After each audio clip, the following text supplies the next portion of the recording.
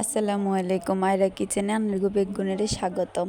আজ যাই রানমু গরুর নালা রানবেলে প্রথমে পরিমাণ মতো পেঁয়াজ কুচি দিয়ে দিমু।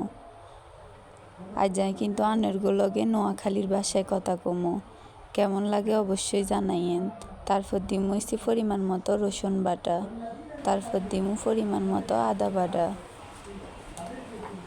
নালা রানবেলায় যে উপকরণ প্রয়োজন তা ঘরের সামান্য জিনিস দিয়েও রান্ধা যায়। তারপর দিমু মরিচের গুঁড়া, তারপর দিমু হলুদের গুঁড়া, তারপর দিমু মাংসের মশলা, তারপর দিমু পরিমাণ মতো লবণ কিন্তু পরে চেক করিও আবার দিতেন হারেন। তারপর দিমু তেজপাতা, এলাচ, দারচিনি। আজ কিন্তু গরুর নালা চুলায় রানমু। চুলাতে গরুর নালা রাঁধতে 3 থেকে 4 ঘন্টা লাগতে পারে।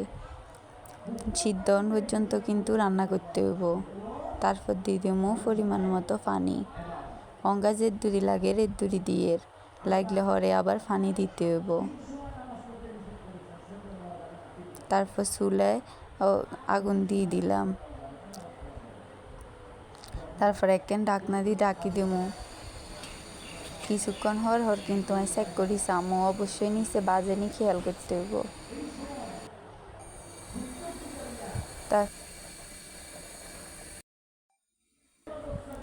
এরপরে আবার ঢাকনা উল্টে চাইতে হইব।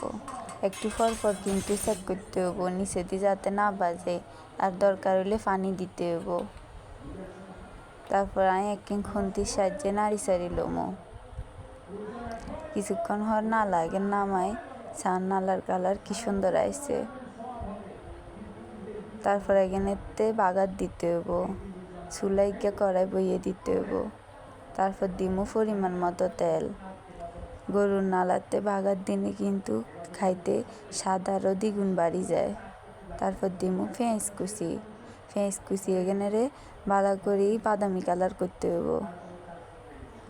বাদামি কালার করার পরে এখানে নালাতে ডালি দিতে হইব। অবশ্যই বাদামি কালার করবেন, বেশি হুড়ি লেলে আবার হতো না।